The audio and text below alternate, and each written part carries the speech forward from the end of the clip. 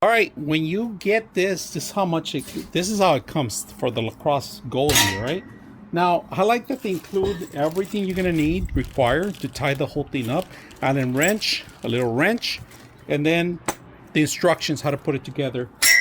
They give you tie downs, all right, for the net, and they include the net too. So we're gonna set this up first. Follow the instructions how to set this up. Sometimes you need to set up the actual bars first before you set up the tent. And in fact, they tell you right here exactly step by step, step 1, step 2, and step 3. So let's put it together. I want you guys to see the Lacrosse net, all right? It has that cover. I did it upside down, but it doesn't matter. The balls are not gonna go through because we have a great guard to play with. Now this thing is tall. I like it that you could take out that pin and fold this entire thing. It becomes into one piece.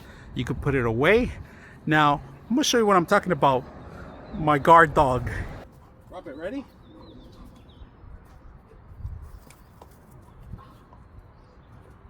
You have to get it, Toby, too. Ready? Ah!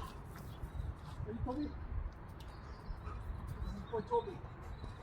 Ready, Toby? Go get it, Toby.